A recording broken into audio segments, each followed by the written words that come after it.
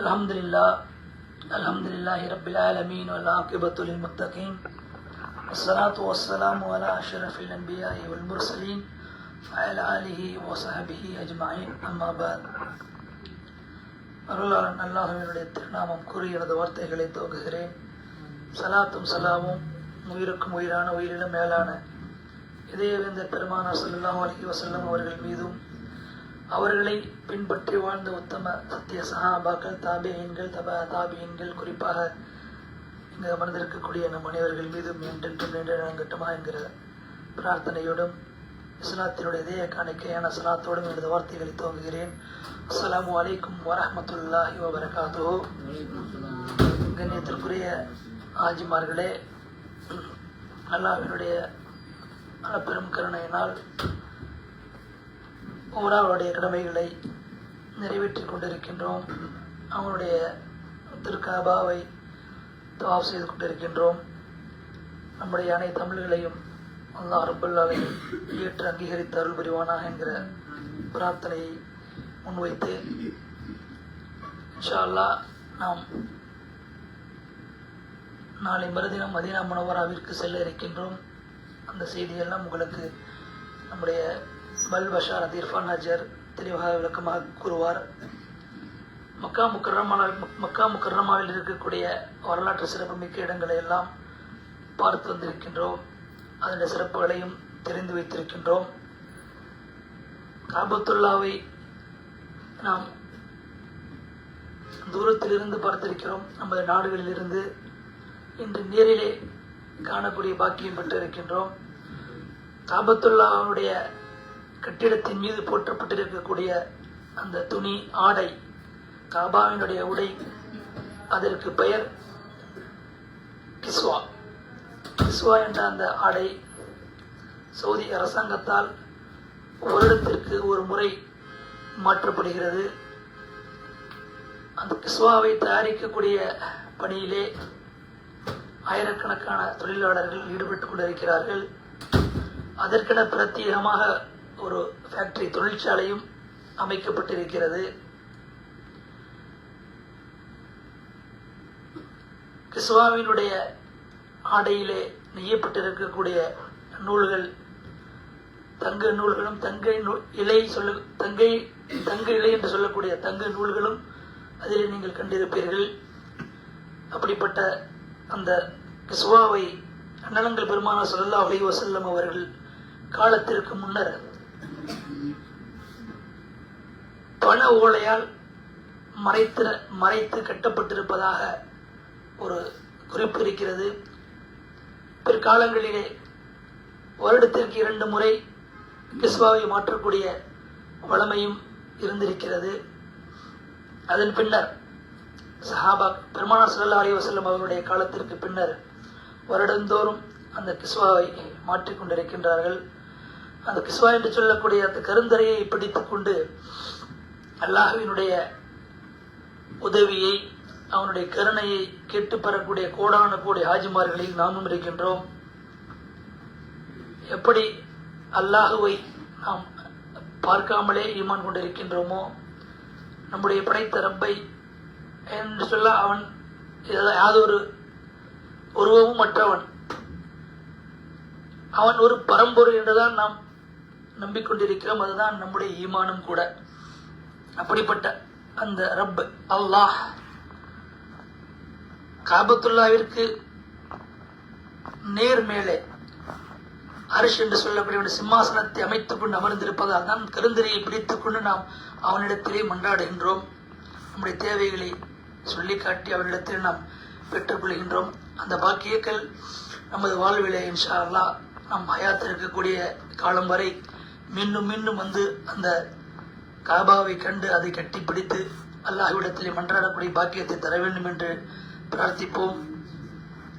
இன்ஷா அல்லாஹ் இன்னும் எஞ்சி இருக்கக்கூடிய 2 நாட்களிலே தவாஃபையும் உம்ராக்களையும் அதிகமாக செய்து நம்முடைய நேரங்களை பயனுள்ளதாக மாற்றிக்கொள்வதற்கு முயற்சி செய்வோம் என்கிற செய்தியை கூறி, மதீனா முனவ்வரா என்ற ஒரு பட்டினம், யஸ்ரிப் என்று சொல்லக்கூடிய மதீனா மாநகர், பெருமானார் ஸல்லல்லாஹு அலைஹி வஸல்லம் அவருடைய காலத்திற்கு முன்னர் வரை யஸ்ரிப் என்று அழைக்கப்பட்ட அந்த ஊர் பின்னர் மதீனா என்று அழைக்கப்பட்டது. மதீனா என்று சொன்னால் அந்த சிட்டி என்று சொல்லுவார்கள், ஒரு மிகப்பெரிய நகரம் என்று சொல்லுவார்கள்.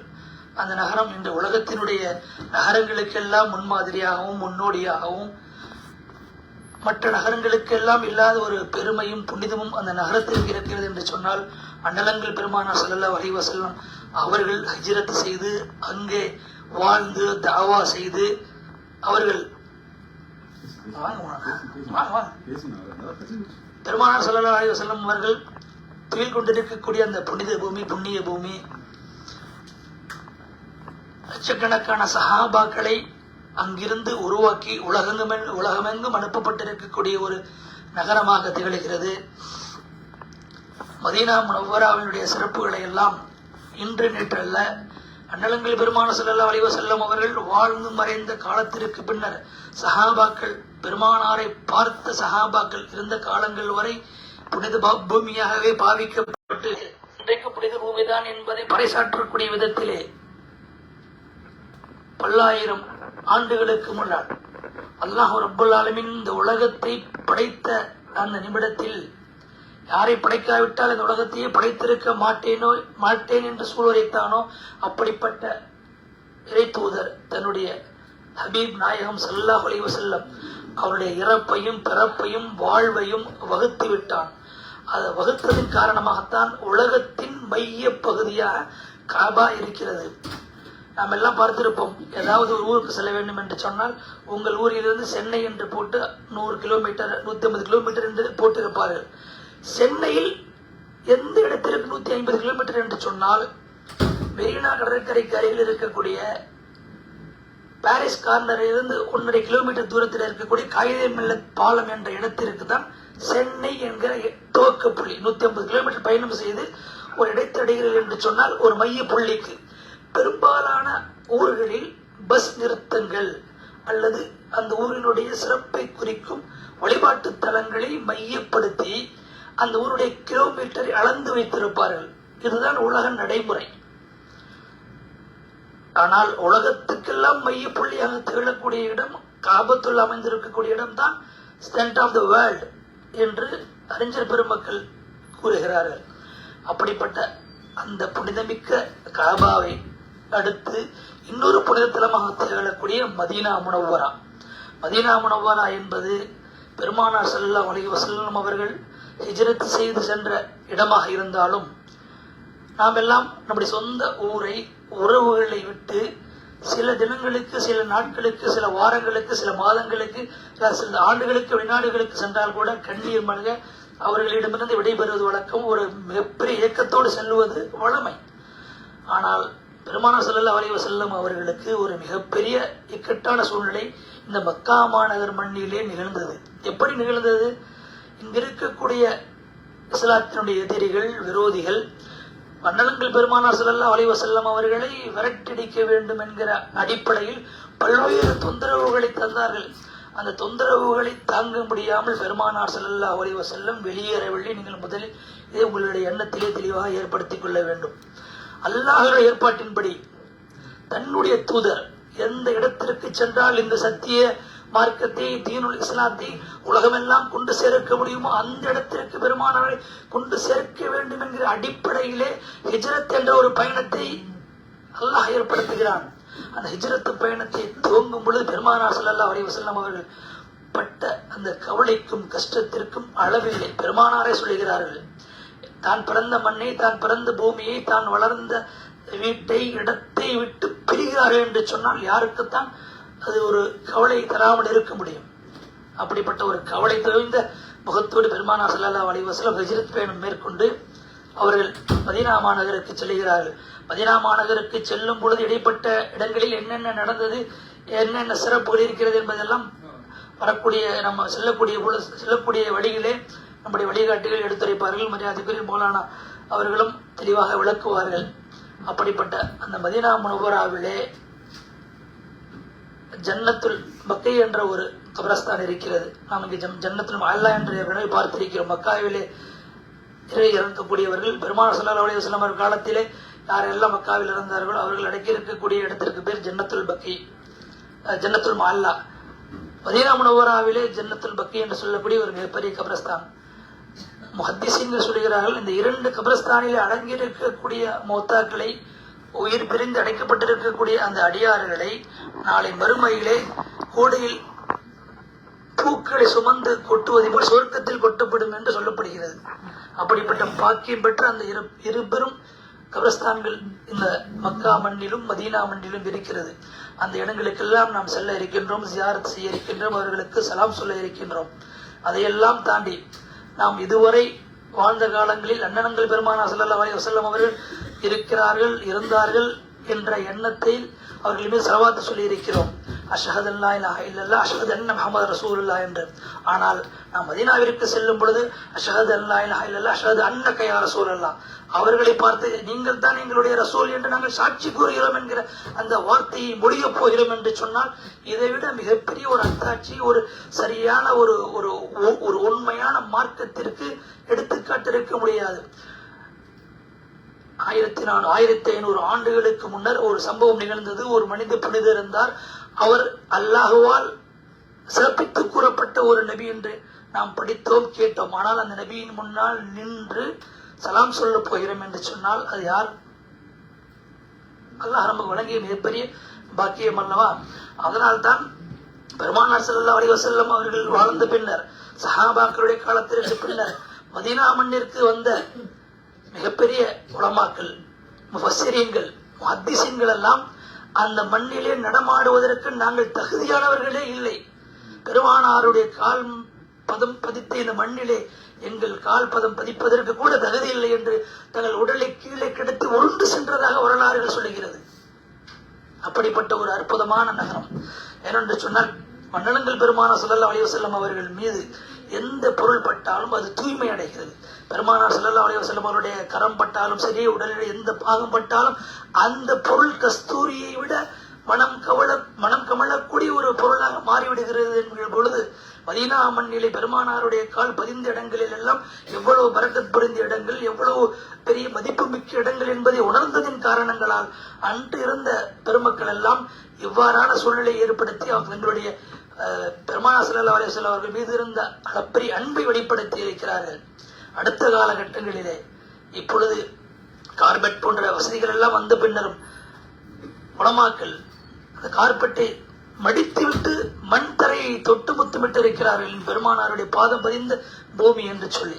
அப்படிப்பட்ட அந்த மதீனா முனவ்வராவிலே நாம் சென்று அங்கு இருக்கக்கூடிய சிறப்புகளை தெரிந்து, எப்படி அல்லாஹ் காபாவை அல்லாஹுடைய ஹரமா ஆக்கி கொண்டானோ, ஹரம் அல்ல காபா.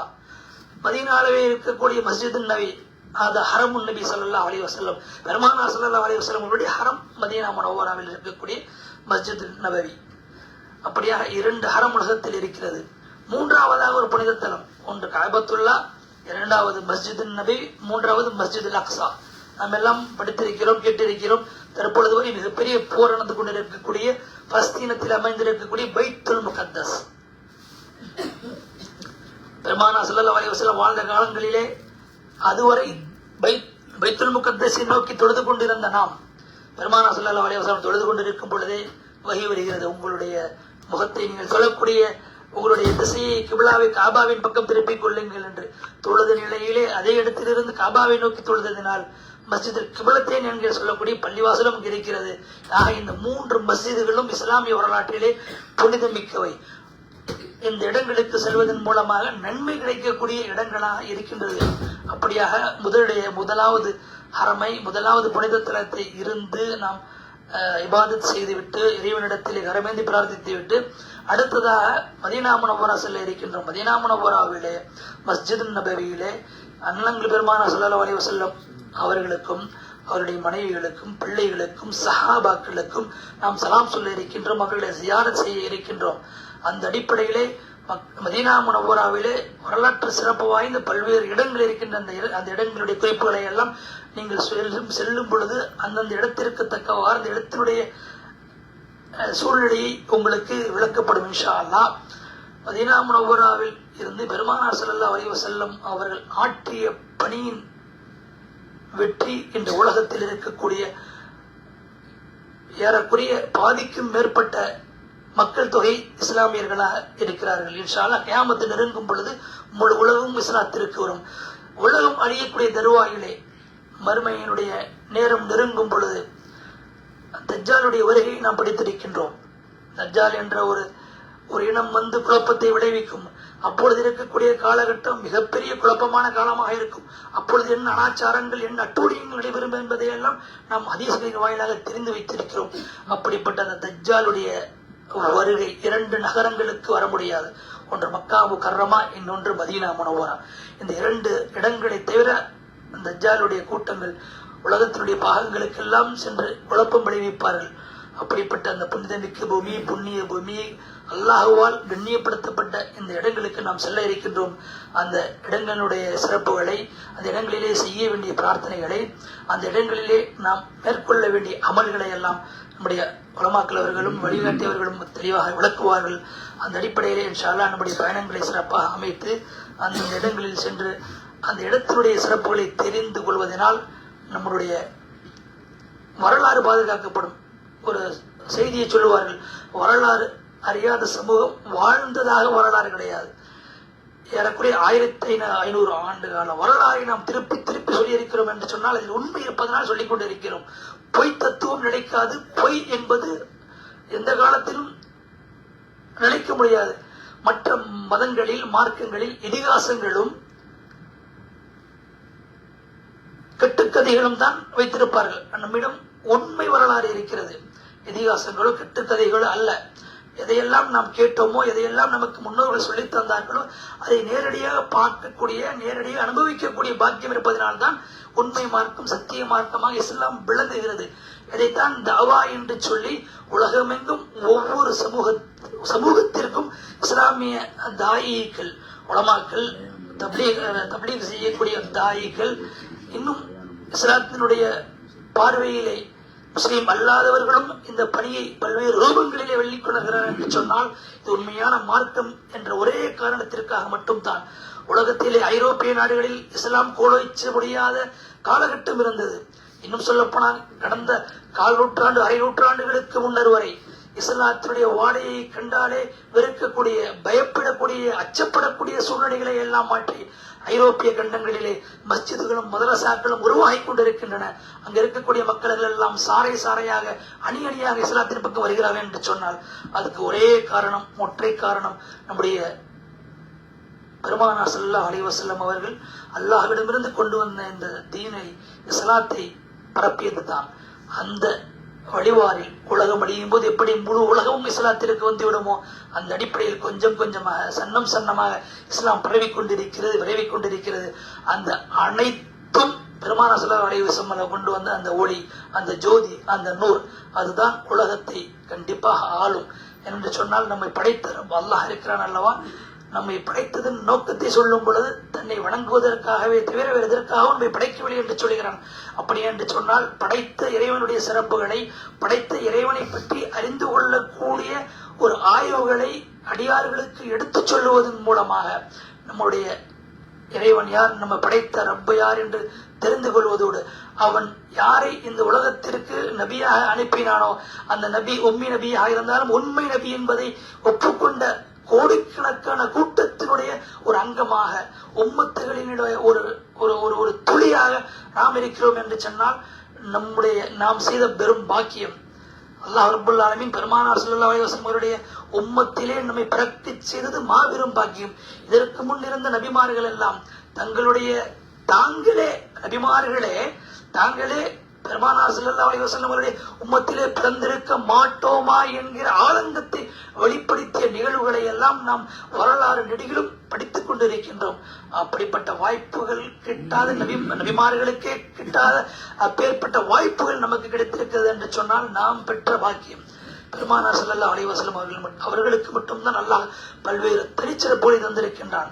குர்ஆனிலே சொல்லுகிறான், எல்லா நபிமார்களை விடவும் அஃதல் நபியாக, சிறந்த நபியாக முஹம்மது ஸல்லல்லாஹு அலைஹி வஸல்லம் அவர்கள் ஆக்கியிருக்கிறான் என்று சொன்னான். அதிலிருந்தே மற்ற நபிமார்களுடைய அந்த இயக்கமும் அவர்கள் பட்ட அந்த ஆர்வமும் சரி என்று நமக்கு புரியும். அந்த அடிப்படையிலே நாம் பெருமானார் ஸல்லல்லாஹு அலைஹி வஸல்லம் அவர்கள் பிறந்து வாழ்ந்து, பெருமானார் ஸல்லல்லாஹு அலைஹி வஸல்லம் அவர்கள் ஹிஜ்ரத் செய்து இஸ்லாத்தை வார்த்தெடுத்து சஹாபாக்களை உருவாக்கி இஸ்லாத்தை உலகமெங்கும் பரவுவதற்கு வழிகோலிய மதீனா முனவராவிற்கு நாம் செல்ல இருக்கின்றோம். அந்த இடங்களிலே இன்ஷா அல்லாஹ் அதனுடைய சிறப்புகளை எல்லாம் முழுமையாக அறிந்து நம்முடைய பயணங்களை பயனுள்ள பயணமாக அமைத்து அண்ணலங்கள் பெருமான ஸல்லல்லாஹு அலைஹி வஸல்லம் அவர்களுடைய ஷஃபாஅத்தை பெறக்கூடியவர்களாகவும் அல்லாஹுவிற்கு திருப்திகரமான நல்லடியார்களாகவும் வாழ அருள் செய்வானாக என்று பிரார்த்தித்து எனது வார்த்தைகளை இத்துடன் நிறைவு செய்கிறேன். வாஹிர் தஅவானா அல்ஹம்துலில்லாஹி ரப்பில் ஆலமீன். அஸ்ஸலாமு அலைக்கும் வரஹ்மத்துல்லாஹி வபரகாத்துஹு.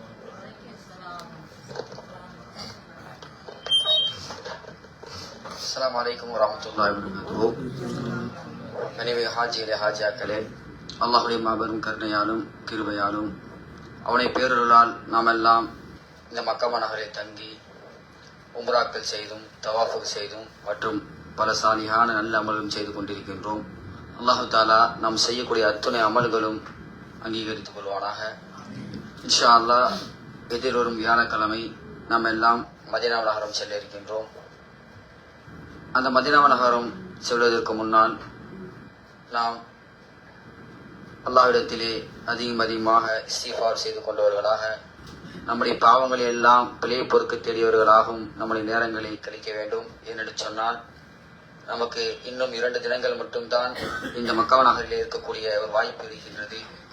அந்த 2 தினங்களும் விலை மதிப்பற்ற பொறுப்போன்ற ஒரு நேரம். இந்த நேரத்தை நாம் வீணடித்து விடாமல் அதிகமாக அமல்களிலும் நம்முடைய இபாதத்துக்களிலும் நேரத்தை கழிக்க வேண்டும். இன்ஷா அல்லாஹ் மதீனா செல்ல இருக்கின்றோம். அங்கு செய்ய வேண்டிய அமல்களும் மதீனாவின் அவரது சிறப்பொலி பற்றி மௌலவி மீர் முகமது அவர்கள் உரையாற்றுவார்கள்.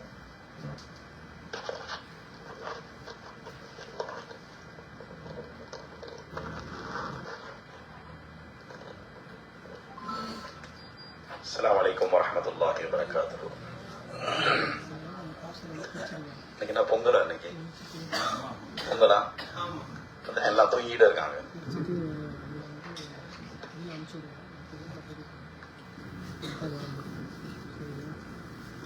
ஒரு முறை ஸலவாத் சொல்லுங்க. பிஸ்மில்லாஹிர் ரஹ்மானிர் ரஹீம்.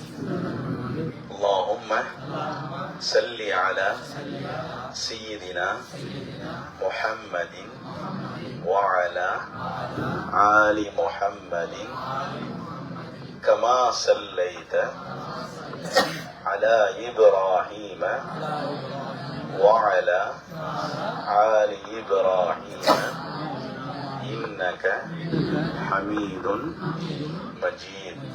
اللهم بارك على محمد وعلى آل محمد كما باركت على إبراهيم وعلى آل إبراهيم إنك حميد مجيد.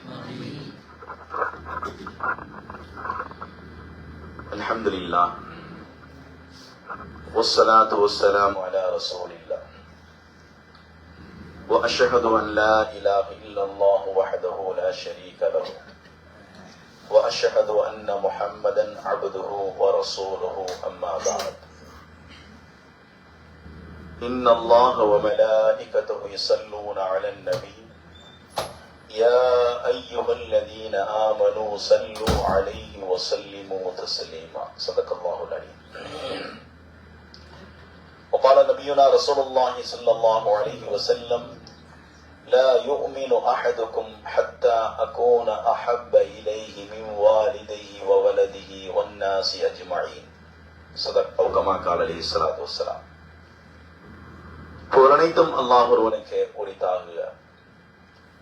சலாமும் சாந்தியும் எங்களது உயிரிலும் மேலான கண்மணி நாயகம் ரசூலுல்லாஹி ஸல்லல்லாஹு அலைஹி வஸல்லம் அவர்கள் மீதும், அவர்களின் வழியை பின்பற்றிய சத்திய சஹாபாக்கள், தாபியீன்கள், தபா தாபியீன்கள், வலிமார்கள், ஷுஹதாக்கள், குறிப்பாக உங்கள் அனைவர்கள் மீதும் அல்லாஹ்வுடைய கருணையும் சலாமும் சாந்தியும் என்றென்றும் எப்பொழுதும் உண்டாவதாக. ஆமீன். அல்ஹம்துலில்லாஹ். அல்லாஹ்வுடைய கிருபையால் புனிதமிக்க இந்த மக்காவிற்கு வந்து அமல்கள் செய்துவிட்டு இன்ஷா அல்லாஹ் இன்னும் சில நாட்கள்ல மதீனா செல்ல இருக்கிறோம். நபிகள் நாயகம் ஸல்லல்லாஹு அலைஹி வஸல்லம் அவர்கள் கூறினார்கள், லா துஷத்து ரிஹால இல்லா இலா ஸலாஸத மஸாஜிதின். நன்மையை நாடி நீங்கள் பயணிப்பதாக இருந்தால் 3 பள்ளி வாயில்களுக்கு செல்லலாம் என்பதாக ஸல்லல்லாஹு அலைஹி வஸல்லம் அவர்கள் கூறியிருக்கிறார்கள்.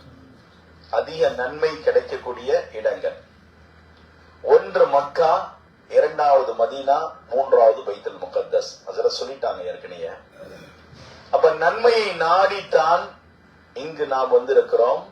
அடுத்து இந்த பயணத்தை முடித்துவிட்டு நாம் மதீனா செல்ல இருக்கிறோம்.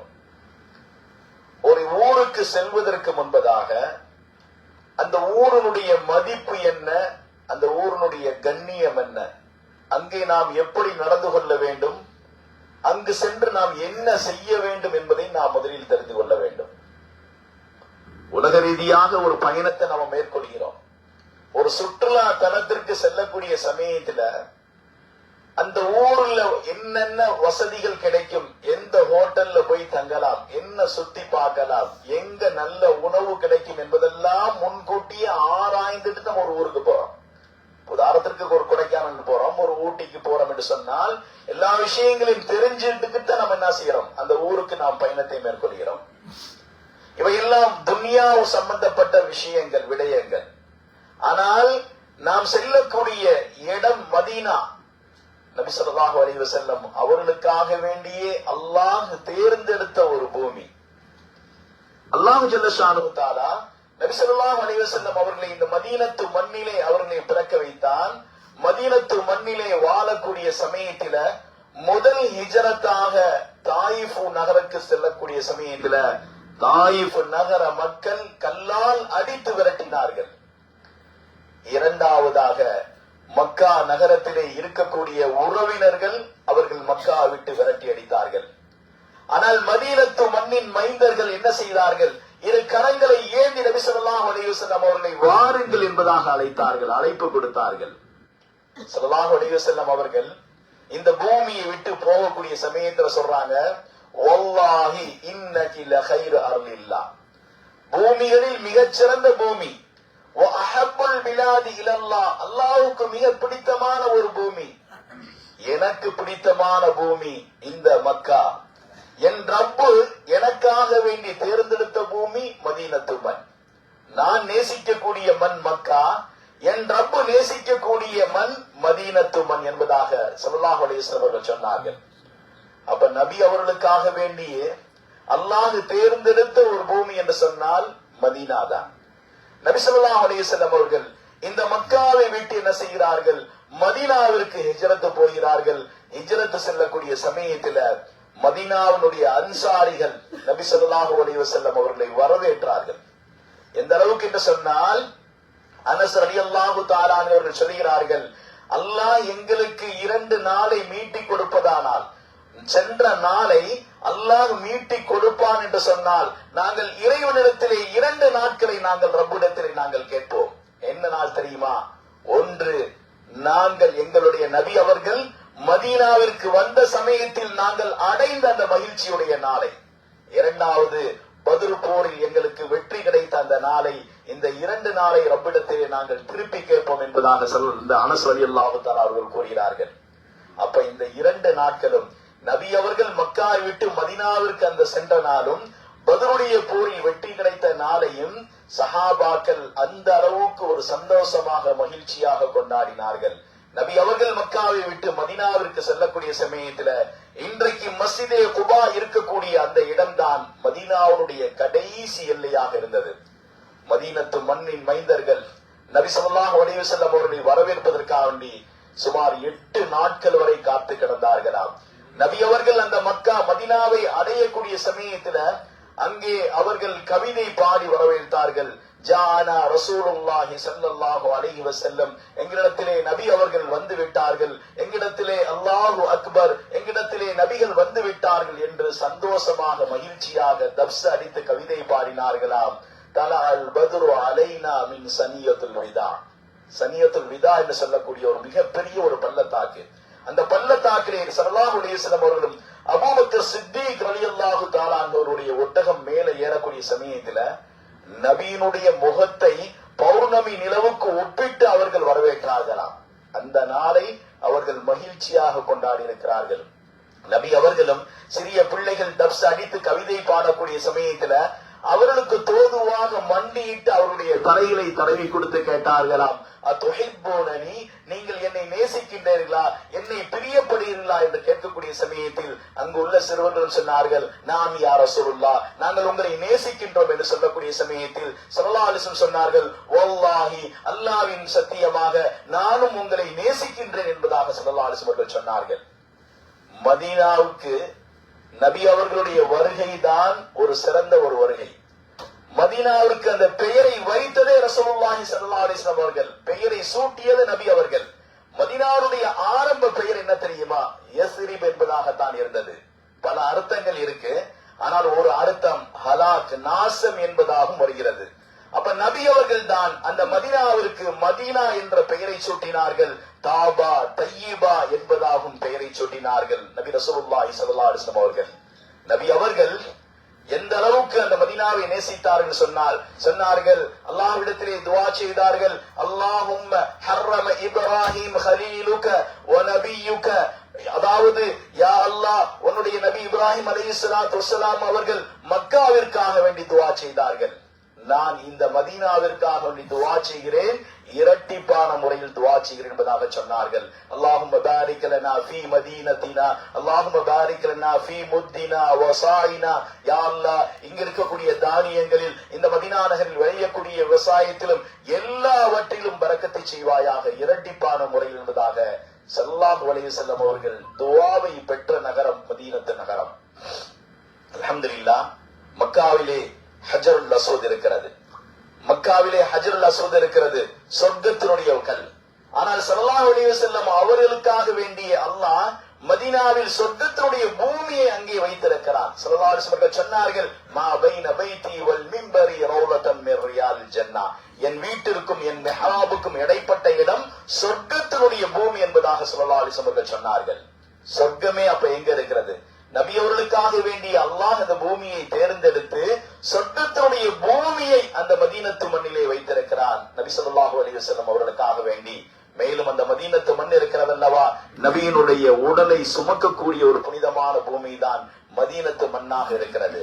அல்ஹம்துலில்லாஹ், மதீனாவுடைய சிறப்புகள் ஸல்லல்லாஹு அலைஹி வஸல்லம் சொன்னார்கள், மதீனத்து மண்ணுக்கும் மனிதனுடைய நோய்க்கும் ஷிஃபா அளிக்கக்கூடியது என்பதாக சொன்னார்கள். ஒருமுறை ஒரு சஹாபி அவர்கள் நீண்ட நோய் உடையவராக இருக்கிறார், பல நாட்களாக நோய் உடையவராக இருக்கிறார். அந்த சஹாபி அவர்கள் நபியிடத்திலே சென்று சொன்னார்கள், யா ரசூலுல்லாஹ், எனக்கு பல மாதங்களாக பல வருடங்களாக நோய் இருக்கிறது, இதற்காக வேண்டி நீங்கள் எனக்கு என்ன செய்யுங்கள், துஆ செய்யுங்கள், மருந்து கொடுங்கள் என்பதாக கேட்கக்கூடிய சமயத்தில் நபி அவர்கள் மதீனத்தினுடைய மண்ணை எடுத்தார்கள், தன்னுடைய எச்சியையும் துப்பினார்கள். சொன்னார்கள், துர்பத் ஆவுல்னா பிரீகத பாலினா பாலினா வயஸ்வி சகீமனா பியதினி ரப்பனா பியதினி ரப்பினா, அதாவது அல்லாஹ்வுடைய அனுமதியை கொண்டும் என்னுடைய எச்சியினுடைய பரக்கத்தை கொண்டும் இந்த நோயை நீ நீக்குவாயாக என்று என்ன செய்தார்கள், அந்த எச்சியை அந்த மண்ணிலே துப்பி கொடுத்து மண்ணை சாப்பிட சொன்னார்கள். மதீனத்தினுடைய மண் இருக்கிறது அல்லவா, மனிதனுடைய நோய்க்கு மருந்தாக இருக்கிறது. இது மட்டுமல்ல, ஒருமுறை ஒரு போரை முடித்துக் கொண்டு வரக்கூடிய சமயத்துல கடுமையான புழுதி காற்று வீசுகிறது. அந்த புழுதி காற்று வீசக்கூடிய சமயத்தில் சஹாபாக்கள் தன்னுடைய கண்ணையும் மூக்கையும் பற்றக்கூடிய சமயத்தில் சொன்னார்கள், மதீனத்தினுடைய மண்ணின் புழுதி கூட மனிதனின் நோய்க்கு ஷிஃபா என்பதாக சொன்னார்கள். புழுதி அடித்தால், நமக்கு சுவாசித்தால் நோய் ஏற்படும். ஆனால் நபி அவர்கள் சொன்னார்கள், மதீனாவுடைய மண்ணின் தூசி கூட உங்களுக்கு நோய்க்கு மருந்து என்பதாகவும் ஸல்லல்லாஹு அலைஹி வஸல்லம் அவர்கள் கூறியிருக்கிறார்கள். ஆக கண்ணியமிக்க ஹாஜிகளே, ஒரு ஊரை நோக்கி நாம் செல்கிறோம், நபி அவர்கள் வாழ்ந்து மறைந்த அந்த பூமிக்கு நாம் செல்லக்கூடிய சமயத்தில் நம்மிடத்திலே ஒழுக்கம் என்பது மிக முக்கியத்துவமாக இருக்கிறது. ஏனென்றால் நபி அவர்கள் வாழ்ந்து மறைந்த பூமி, அந்த மண்ணிலே இருக்கக்கூடிய சமயத்தில் நாம் தெரிந்தோ அல்லது தெரியாமலும் எந்த ஒரு பாவத்தையும் செய்துவிடக் கூடாது, புறம் பேசக்கூடாது, கோல் சொல்லக்கூடாது, பிறரை பற்றி நாம் இழிவாக பேசக்கூடாது, எந்த ஒரு பாவத்தையும் செய்துவிடக் கூடாது. எந்த ஒரு நயவஞ்சகன் மதீனா உள்ளே நுழைந்தாலும் அவனை வெளியாக்கி விடுமா மதீனத்து மண் என்பதாக ஸல்லல்லாஹு அலைஹி வஸல்லம் அவர்கள் கூறியிருக்கிறார்கள். யாராவது ஒருவர் மதீனாவில் உள்ளவருக்கு ஒரு நோவினை செய்ய வேண்டும், தீங்கு செய்ய வேண்டும் என்று சொன்னால் தண்ணீரில் உப்பை போட்டால் எப்படி கரைந்து விடுமோ அது போன்று கரைந்து விடுவோம் என்பதாகவும் ஸல்லல்லாஹு அலைஹி வஸல்லம் அவர்கள் எச்சரிக்கை விடுத்திருக்கிறார்கள். ஆகையால அந்த மண்ணுக்கு நாம் போய்விட்டோம் என்று சொன்னால் எங்களுடைய நபி அவர்கள் அங்கே வாழ்ந்து மறைந்திருக்கிறார்கள். நாம் கண்ணியத்தோடு அந்த பூமியிலே இருந்து கொள்ள வேண்டும். ஸல்லல்லாஹு அலைஹி வஸல்லம் அவர்கள் அங்கே வாழ்ந்து மறைந்த பூமி. நமக்கு மிக முக்கியமான ஒரு அமல் என்ன? இங்க இருக்கக்கூடிய சமயத்துல தவாஃப் செய்தோம், உம்ராக்கள் செய்தோம், ஃபர்லான தொழுகையிலே நாம் தொழுதோம். மதீனாவுடைய மண்ணுல அங்கு போன பிறகு மிக முக்கியமான அமல் எது தெரியுமா? ஃபர்லான தொழுகையை நாம் தொழுது முடித்த பிறகு நபி ஸல்லல்லாஹு அலைஹி வஸல்லம் அவர்கள் மீது ஸலவாத்தை ஓதுவதுதான் ஒரு சிறந்த அமலாக இருக்கிறது. அல்லாஹ் குர்ஆனிலே கூறுகிறான், இன்னல்லாஹ வ மலாயிகத்துஹு யுஸல்லூன அலன் நபி யா அய்யுஹல்லதீன ஆமனூ ஸல்லூ அலைஹி வ ஸல்லிமூ தஸ்லீமா. அல்லாஹ் குர்ஆனிலே கூறுகிறான், நிச்சயமாக நானும் என் மலக்குமார்களும் நபியின் மீது ஸலவாத்தை சொல்கிறோம். ஈமான் கொண்ட விசுவாசிகளே, நீங்களும் நபியின் மீது ஸலவாத்தை சொல்லுங்கள் என்பதாக அல்லாஹ் குர்ஆனிலே நமக்கு கட்டளையிடுகிறார். ஆகையால அங்க போன பிறகு நம்முடைய வாய்கள் திறப்பதாக இருந்தால் ஒன்று சாப்பிடுவதற்கு திறக்கணும் அல்லது குடிப்பதற்கு, இரண்டாவது நபியின் மீது ஸலவாத்தை ஓதுவதற்கு தான் வாயை திறக்கணும். வீண் பேச்சுக்களை அங்கு பேசிவிடக் கூடாது. இருக்கக்கூடிய நாட்களில் நம்முடைய நாவுகள் அல்லாஹும்ம ஸல்லி வ ஸல்லிம் அலா நபியினா என்பதாக ஸலவாத்துக்களை ஓதிக்கொண்டே இருக்க வேண்டும். மன் ஸல்லா அலைஹி ஸலாத்தன் ஸல்லல்லாஹு பிஹா அலைஹி அஷரா. யார் ஒருவர் நபியின் மீது ஒருமுறை ஸலவாத்தை சொல்வாரானால் அல்லாஹ் அவரின் மீது 10 தடவை ஸலவாத்தை சொல்கிறார். ஹதீஸிலே வருகிறது, லா யுமினு அஹதுக்கும் ஹத்தா அகூன அஹப்ப இலை. நீங்கள் ஈமான் கொண்டவராக ஆக முடியாது எதுவரை என்று சொன்னால் உங்களுடைய பொருளாதாரம், மனைவி, மக்கள் எல்லாவற்றையும் விட அதிகமாக நேசிக்காதவரை நீங்கள் ஈமான் கொண்டவராக ஆக முடியாது என்பதாக ஸல்லல்லாஹு அலைஹி வஸல்லம் அவர்கள் கூறுகிறார்கள். ஆக கண்ணியமிக்க ஹாஜிகளே, அல்லாஹ் நம்மை உம்மத்தே முஹம்மதியா என்று சொல்லக்கூடிய நபி ஸல்லல்லாஹு அலைஹி வஸல்லம் உம்மத்திலே நம்மை அல்லாஹ் பிறக்க வைத்திருக்கிறார். யாராரோ நபியை பற்றி புகழ்கிறார்கள், யாராரோ நபியை நேசிக்கிறார்கள். உம்மத்தாகிய நாம் நபியை அதிகமாக நேசிக்க வேண்டும். மதீனாவில் இருக்கக்கூடிய மலையை பற்றி ஸல்லல்லாஹு அலைஹி வஸல்லம் சொன்னார்கள். உஹது மலை, உஹது மலையை சொன்னார்கள். ஒரு கல்லு, ஒரு மண் மலைதான். சொன்னார்கள், ஆதா உஹது ஜபல் யுஹிப்புனா வ நுஹிப்புஹு. இந்த மலை எங்களை நேசிக்கிறது, நாங்களும் அந்த மலையை நேசிக்கிறோம் என்பதாக ஸல்லல்லாஹு அலைஹி வஸல்லம் சொன்னார்கள். ஒரு மலை நேசிச்சு இருக்குங்க, மலை நபியை நேசித்திருக்கிறது, நபி அவர்களும் அந்த மலையை நேசித்தார்களாம். மேலும் அந்த மலை தெரியுமா, அந்த மலை நபியினுடைய பேச்சையும் கேட்ட மலையாகத்தான் இருக்கிறது. ஒரு முறை அந்த மலையில் என்ன செய்யறாங்க, ஸல்லல்லாஹு அலைஹி வஸல்லம் அவர்களும் அபூபக்கர் சித்திக் ரலியல்லாஹு தஆலா அவர்களும் உமர் உஸ்மான் ரலியல்லாஹு தஆலா அவர்களும் அந்த மலையின் மீது ஏறுகிறாங்க. எந்த மலையின் மீது? உஹது மலையின் மீது. அந்த மலை என்ன செய்கிறது? அப்படியே குலுங்குகிறது, நடுங்குகிறது. ஸல்லல்லாஹு அலைஹி வஸல்லம் அவர்கள் சொன்னார்கள், யா உஹத் உஸ்புத், அமைதியாக நில் என்று காலை அடித்து சொன்னார்கள். மலை அமைதியாகி விட்டது. உன்னின் மீது ஒரு சித்திக்கும் ஒரு நபியும் 2 ஷுஹதாக்களும் இருக்கிறார்கள், அமைதியாக நில் என்று சொன்னவுடன் அந்த மலை அப்படியே நின்று விட்டதாம். ஒரு மலை நபியினுடைய பேச்சை கேட்டு இருக்கிறது. உம்மத்தை ரசூல் என்று சொல்லக்கூடிய நாம் எத்தனை நபர்கள் நபியினுடைய நாம் பேச்சை கேட்டு இருக்கிறோம். கண்ணியமிக்க ஹாஜிகளே, அங்கு சென்ற பிறகு மிக முக்கியமான அமல் என்று சொன்னால் நாம் ஸலவாத்துக்களை ஓதிக்கொண்டே இருக்க வேண்டும். அல்லாஹ் என்ன செய்திருக்கிறான் தெரியுமா? உலகத்துல மலக்குமார்களை உலகத்துல நியமிச்சு வச்சிருக்கிறான். எல்லா இடத்திலையும் மலக்குமார்கள் இருக்கிறார்கள். எங்கு நபி ஸல்லல்லாஹு அலைஹி வஸல்லம் அவர்கள் மீது ஸலவாத் ஓதப்படுகிறதோ, எந்த இடத்தில் நபி ஸல்லல்லாஹு அலைஹி வஸல்லம் அவர்கள் மீது ஸலவாத் ஓதி முடிக்கப்படுகிறதோ அதற்கு பிறகு அந்த மலக்குமார்கள் மதீனாவை நோக்கி பயணிக்கிறார்கள். நபி ஸல்லல்லாஹு அலைஹி வஸல்லம் மன்னரைக்கு சென்று நாம் ஓதிய சலாமையும் ஸலவாத்தையும் எடுத்து சொல்கிறார்கள். உங்களுடைய பெயரை மட்டுமல்ல, உங்களுடைய தாயும் தந்தையுடைய பெயரை சொல்லி அந்த கபரிலே காட்டப்படுகிறது. ஆரம்பத்துல பயானுடைய ஆரம்பத்துல எதுக்கு நம்ம ஸலவாத் சொன்னோம் தெரியுமா? இங்கு மலக்குமார்கள் நீங்கள் சொன்ன அந்த ஸலவாத்தையும் சலாமையும் எடுத்துக்கொண்டு போய் ஸல்லல்லாஹு அலைஹி வஸல்லம் இடத்தில் ஒப்படைச்சு விட்டார்கள். மன்னரையில ஹதீஸிலே வருகிறது, மாமின் அஹதின் யுஸல்லிமு அலை, யார் ஒருவர் என் மீது சலாம் சொல்லுகிறாரோ நான் அந்த சலாமுக்கு நான் பதில் சொல்லுகிறேன் என்பதாக ஸல்லல்லாஹு அலைஹி வஸல்லம் கூறுகிறார்கள். அல்லாஹ் என்ன செய்வானாம்? ரூஹை கொடுப்பானாம். நபி அவர்கள் மீண்டும் அந்த சலாமிற்கு பதில் அளிப்பதாக ஹதீஸிலே இருக்கிறது. அப்ப நபி ஸல்லல்லாஹு அலைஹி வஸல்லம் அவர்களுக்கு நம்ம சலாம் சொல்லக்கூடிய சமயத்தில் நம்முடைய சலாமும் ஸலவாத்தும் எடுத்து காட்டப்பட்டு நம்முடைய சலாமுக்கு ஸல்லல்லாஹு அலைஹி வஸல்லம் அவர்கள் பதில் அளிக்கிறார்கள். ஹதீஸிலே வருகிறது, மன் ஸார கப்ரி பாதல் மமாதி ஃபகஅன்னமா ஸாரனி ஃபீ ஹயாதி. அங்க நம்ம போன பிறகு நபி ஸல்லல்லாஹு அலைஹி வஸல்லமுடைய மன்னரையை கபரை நாம் ஜியாரத் செய்யறோம்ல, அப்படி ஜியாரத் செய்தால் என்ன நன்மை தெரியுமா, எந்த அந்தஸ்து தெரியுமா? ஸல்லல்லாஹு அலைஹி வஸல்லம் அவர்கள் கூறினார்கள், மன் ஸார கப்ரி பாதல் மமாதி, என் மரணத்திற்கு பிறகு யார் என் கபரை ஜியாரத் செய்கிறார்களோ ஃபகஅன்னமா ஸாரனி ஃபீ ஹயாதி, என்னை அவர் நேரடியாக உயிரோடு இருக்கக்கூடிய காலத்தில் சந்தித்தவரை போன்று என்பதாக சொன்னார்கள். நபியினுடைய கபரை அங்க போய் நின்று நம்ம ஜியாரத் செய்யக்கூடிய சமயத்துல நபியை நீங்கள் உயிரோடு சந்தித்தவரை போன்று என்பதாகவும் ஸல்லல்லாஹு அலைஹி வஸல்லம் கூறியிருக்கிறார்கள். ஆகையால் அங்க போன பிறகு அல்ஹம்துலில்லாஹ், என் நபி அவர்கள் மரணிக்கவில்லை, என் நபி அவர்கள் வாழ்ந்து கொண்டிருக்கிறார்கள், என் சலாமுக்கு பதிலளிக்கிறார்கள் என்ற ஒரு இறையச்சத்தோடு நாம் அங்கே இருக்க வேண்டும். சலாம் சொல்லக்கூடிய சமயத்திலும் சரி, நபி அவர்களுக்கு நாம் சலாம் சொல்ல செல்வோம், சலாம் சொல்லக்கூடிய சமயத்துல நம்மளுடைய ஈமான், நம்மளுடைய நம்பிக்கை, நம்மளுடைய உணர்வு எப்படி இருக்க வேண்டும் என்று சொன்னால், என் நபி அவர்களுக்கு நான் சலாம் சொல்லுகிறேன், என் நபி அவர்கள் என் சலாமுக்கு பதிலளிக்கிறார்கள், என் நபி மரணிக்கவில்லை. ஒரு சாதாரணமான ஒரு மனிதரை சந்திக்கக்கூடிய சமயத்தில் எந்த அளவுக்கு நாம் ஒரு கண்ணியத்தோட ஒரு பௌரியமாக நாம் செல்வோம். எங்களுடைய நாயகம் ஸல்லல்லாஹு அலைஹி வஸல்லம் அவர்கள், எங்களுடைய கண்மணி நாயகம் ஸல்லல்லாஹு அலைஹி வஸல்லம் அவர்கள், உயிரிலும் மேலான எங்கள் நாயகம் ரசூலுல்லாஹி ஸல்லல்லாஹு அலைஹி வஸல்லம் அவர்கள் வாழ்ந்து கொண்டிருக்கிறார்கள். அவர்களுக்கு அந்த சலாம் சொல்லக்கூடிய சமயத்தில என் நபி அவர்கள் பதிலளிக்கிறார்கள் என்ற உணர்வோடு நாம் என்ன செய்ய வேண்டும், அங்கே நாம் சலாம் சொல்ல வேண்டும். ஹதீஸிலே வருகிறது, இன்ன லில்லாஹி மலாயிகத்துன் ஸய்யாஹீன ஃபில் அர்த், அல்லாஹ் என்ன செய்திருக்கிறான், உலகத்திலே மலக்குமார்களை நியமித்து வச்சிருக்கிறான். சில மலக்குமார்களை சில பொறுப்புகளில் அல்லாஹ் வைத்திருக்கிறான். மலக்குமார்கள் சிலர்கள் இந்த உலகத்திலே சுத்தி கொண்டே இருப்பார்களாம். எங்கு நபியின் மீது ஸலவாத் ஓதப்படுகிறதோ, எங்கிருந்து நபி ஸல்லல்லாஹு அலைஹி வஸல்லம் அவர்களுக்கு சலாம் சொல்லப்படுகிறதோ, அந்த மலக்குமார்களுடைய வேலை என்ன தெரியுமா, நபியினுடைய கபரிலே எடுத்துக்கொண்டு போய் சமர்ப்பிப்பதுதான் அவருடைய வேலையாக இருந்து கொண்டிருக்கிறது. ஆகையால நாம் அங்கிருந்து நேரடியாக நாம் சலாம் சொன்னால் நபியை நேரடியாக சந்தித்தவரை போன்று, இங்கிருந்து நீங்கள் சலாமும் சலவாத்தும் சொன்னால் மலக்குமார்கள் எடுத்துக்கொண்டு போய் ஒப்படைக்கிறார்கள். ஹாஜிகளே, அல்ஹம்துலில்லாஹ், அந்த புனிதமான பூமியில இருக்கக்கூடிய காலங்களில் நாம் ரொம்ப பேணுதலாக இருக்க வேண்டும்.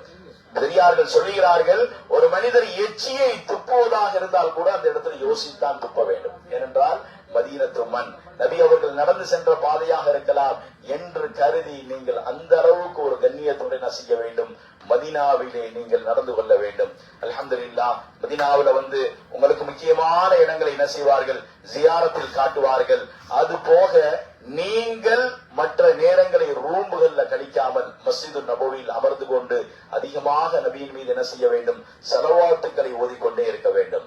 நாளைக்கு மறுமையில நபியினுடைய சிபாரிசும் நபியினுடைய ஷஃபாஅத்து உங்களுக்கு நபியோடு சொர்க்கத்திலே இருக்க வேண்டும் என்று சொன்னால் நீங்கள் அதிகமாக நபியை நீங்கள் நேசிக்க வேண்டும், நபியின் மீது அதிகமாக ஸலவாத்துக்களையும் சொல்ல வேண்டும். ஒரு சஹாபி அவர்கள் கேட்கிறார்கள், யா ரசூல் ஸல்லல்லாஹு அலைஹி வஸல்லம் அவர்களிடத்திலே, யா ரசூலுல்லாஹ் மதா ஸா, எப்பொழுது கியாமத் நாள் வரும் என்பதாக கேட்டார்கள். அதற்கு அந்த சஹாபியிடத்திலே ரசூல் ஸல்லல்லாஹு அலைஹி வஸல்லம் அவர்கள் கேட்டார்கள், நீங்கள் கியாமத் நாளை பற்றி கேட்கிறீங்க, அதற்குண்டான அமல்களை நீங்கள் தயார் செய்து வைத்து விட்டீங்களா? சஹாபி அவர்கள் சொன்னார்கள், யா ரசூலுல்லாஹ், என்னிடத்தில் அவ்வளவு தொழுகையும் கிடையாது, நோன்புகள் கிடையாது, ஜகாத்தும் கிடையாது, ஆனால் நான் உங்களையும் அல்லாஹுவையும் அதிகமாக நேசிக்கிறேன். ஸல்லல்லாஹு அலைஹி வஸல்லம் சொன்னார்கள், நீங்கள் யாரை அதிகமாக நேசிக்கிறீர்களோ அவர்களோடு சொர்க்கத்திலே இருப்பீர்கள் என்பதாக ஸல்லல்லாஹு அலைஹி வஸல்லம் சொன்னார்கள். ஆகையால கண்ணியமிக்க ஹாஜிகளே, அல்ஹம்துலில்லாஹ், நாம் இங்க மதீனாவுக்காக வேண்டி செல்லக்கூடிய சமயத்தில் வாகனத்தில் ஏறி அமர்ந்து விட்டால் நாம் மதீனா செல்லும் வரைக்கும் ஸலவாத்துக்களை ஓதிக்கொண்டே செல்ல வேண்டும். நம்முடைய நாவுகள் திக்ர் செய்து கொண்டிருக்க வேண்டும், நபியின் மீது ஸலவாத்துக்களை ஓதிக்கொண்டே இருக்க வேண்டும். ஒரு கதைகளை பேசுறதுக்காண்டி வரவே கிடையாது, ஒரு விஷயங்களை பேசுறதுக்காக இங்க வந்திருக்கோம்.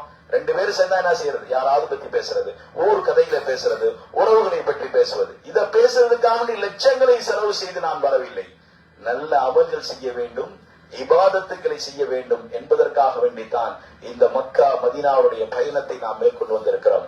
ஆகையால் கண்ணியமிக்க ஹாஜிகளே, அல்ஹம்துலில்லாஹ், மதீனத்து நகரம் என்பது மக்காவை விட அங்கு கொஞ்சம் குளிராகத்தான் இருக்கும். மக்காவை விட அங்கு கொஞ்சம் குளிர் அதிகமாகத்தான் இருக்கும்.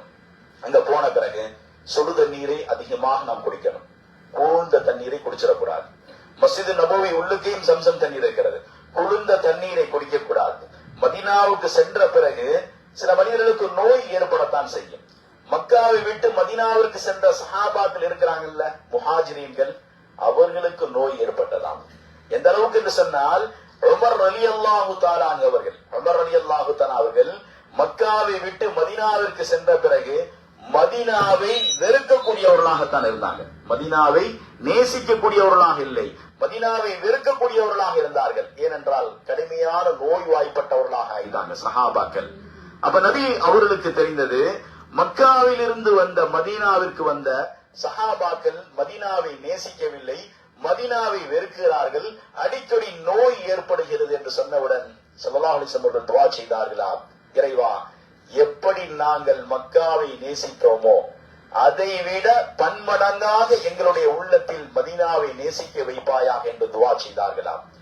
எந்த உமர் ரலியல்லாஹு தஆலா அவர்கள் மக்காவை நேசித்து மதீனாவை வெறுத்தார்களோ அதே உமர் ரலியல்லாஹு தஆலா அவர்கள் குத்பாவிலே துஆ செய்தார்கள், அல்லாஹும்ம ர்ஸுக்னி ஷஹாதத்தன் ஃபீ சபீலிக் வஜஅல் மௌதி ஃபீ பலத ரசூலிக். யா அல்லாஹ், உன் பாதையில் நான் போரிட்டு உன் நபியினுடைய மண்ணிலே நான் மரணிக்க வேண்டும் என்பதாக துஆ செய்யக்கூடியவர்களாக அல்லாஹ்வுடைய உள்ளங்களை மாற்றினார். அது மட்டுமல்ல, சஹாபாக்களுடைய உள்ளத்துல ஸல்லல்லாஹு அலைஹி வஸல்லம் அவர்கள் அந்த துஆவிற்கு பிறகு சஹாபாக்களுடைய உள்ளத்தில் அல்லாஹ் மதீனாவை அதிகமாக நேசிக்கக்கூடியவர்களாக அல்லாஹ் ஆக்கி வைத்தார். ஆகையால் நபி அவர்கள் நேசித்த ஒரு ஊர், நாமும் அந்த ஊரை நேசிக்க வேண்டும், நபியையும் நேசிக்க வேண்டும். அங்கு சென்ற பிறகு அல்ஹம்துலில்லாஹ் அதிகமாக நபியின் மீது ஸலவாத்துக்களையும் ஓதிக்கொண்டே இருக்க வேண்டும். அதே போல மக்காவுடைய சூழ்நிலை வேற, மதீனாவுடைய சூழ்நிலை வேற. எங்க அல்ஹம்துலில்லாஹ் உங்களுக்கு உண்டான உணவுகள், தங்குமிடம், அல்ஹம்துலில்லாஹ். மதீனாவிற்கு சென்ற பிறகு உங்களுக்கு என்ன செய்யலாம், உண்ணக்கூடிய உணவாக இருந்தாலும் சரி, தங்கக்கூடிய இடங்களிலும் சரி சிரமங்கள் ஏற்படும். இங்க லேட்டா வந்தாலும் சாப்பாடு இருக்கும். ஆனால் மதீனா சென்ற பிறகு சுமார் 1 மணி நேரம் தான் உங்களுக்கு உணவு காத்து கொண்டு இருக்கும். 1 மணி நேரத்துக்கு பிறகு வந்தால் உணவு இருந்தாலும் உங்களுக்கு கொடுக்க மாட்டாங்க, கொட்டத்தை செய்வாங்க. பலதியாவில டப்பாவில கொட்டிடுவாங்க ஹோட்டல்காரவங்க. அதனால இங்க தாமதமாக வந்து சாப்பிட்டாலும் உங்களுக்காக வேண்டி அவர் எதிர்பார்த்து சாப்பாடை கொடுத்தார். மதீனாவுல அப்படி நடக்காது. நேரம் கரெக்டாக என்ன செய்யுங்க, அந்தந்த வேலையில கரெக்டா போய் சாப்பிட்டுருங்க. அங்க டைம் ஒட்டி இருப்பாங்க, அந்த டயத்தில் நடந்து கொள்ளுங்கள். அதே போன்று ஜியாரத்திற்கு இங்க நீங்க லேட்டாக தாமதமாக சென்றிருக்கலாம், அங்கு அறிவிக்கப்படக்கூடிய அந்த நேரத்துல சரியாக 7:30 மணி என்று சொன்னால் சரியாக 7:30 மணிக்கு ரிசப்ஷன்ல இருக்கிறது. இது போன்ற விஷயங்கள்ல நீங்க என்ன செய்யணும், கண்டிப்பாக ஒத்துழைப்பு கொடுக்க வேண்டும். அல்ஹம்துலில்லாஹ், மதீனாவுடைய மண் ஒரு சிறந்த மண். நபி ஸல்லல்லாஹு அலைஹி வஸல்லம் அவர்கள் வாழ்வதற்கும் தேர்ந்தெடுக்கப்பட்ட ஒரு புனிதமான மதீனா நகரம். அங்கே சென்று நபியை நேசித்து நபியின் மீது அதிகமாக ஸலவாத்துக்களை ஓதக்கூடிய ஒரு பாக்கியத்தை வல்ல ரஹ்மான் எனக்கும் உங்களுக்கும் தருவானாக. வாஹிரு தஅவானா அனில் ஹம்துலில்லாஹி ரப்பில் ஆலமீன். அஸ்ஸலாமு அலைக்கும் வரஹ்மத்துல்லாஹி வபரகாத்துஹு.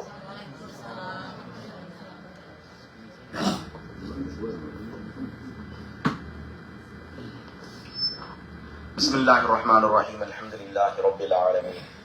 حمدا ويوافي نعمه ويكافي مزيدا واعف عنا يا كريم يا رحيم يا الله. اللهم صل على سيدنا محمد عبدك ورسولك النبي الأمي وعلى آله وصحبه أجمعين. اللهم إنا نسألك بأني أشهد أنك أنت الله لا إله إلا أنت الأحد الصمد الذي لم يلد ولم يولد ولم يكن له كفوا أحد. يا حي يا قيوم برحمتك أستغيث. يا حي يا قيوم بقدرتك أستغيث.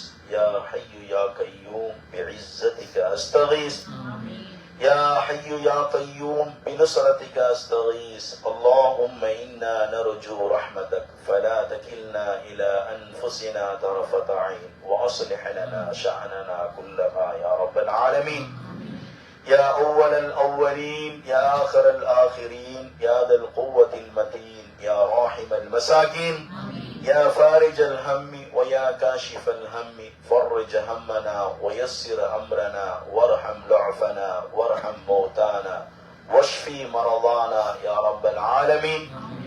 اللهم إنا على ذكرك وشكرك وحسن عبادتك يا رب العالمين.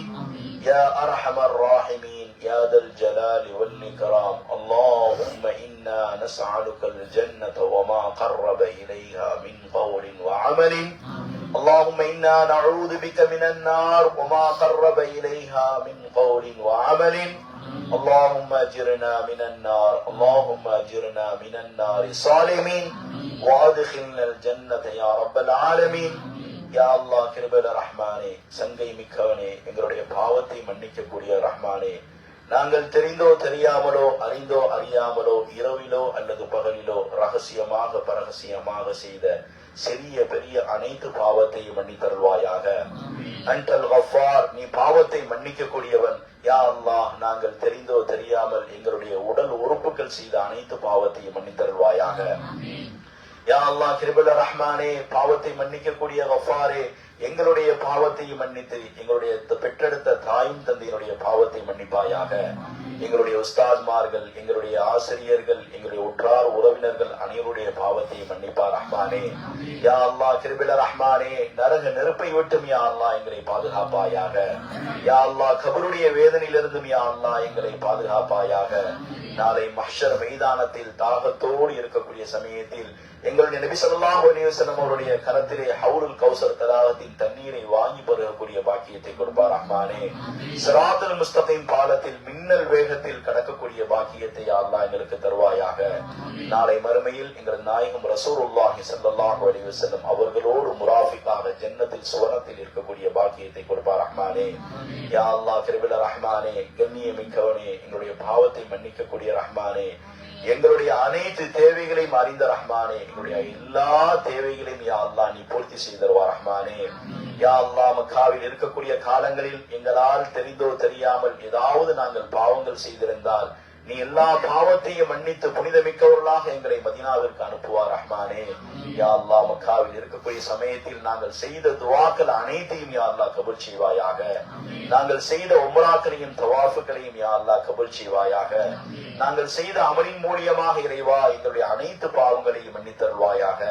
நபிகள் நாயகம் ஸல்லல்லாஹு அலைஹி வஸல்லம் அவர்கள் கூறினார்கள், தவாஃபின் மூலியமாக அடியாருடைய பாவங்கள் மன்னிக்கப்பட்டு நன்மையும் எழுதப்படுவது என்பதாக. நாங்கள் செய்த தவாஃபை யா அல்லாஹ் கபூல் செய்வார் ரஹ்மானே.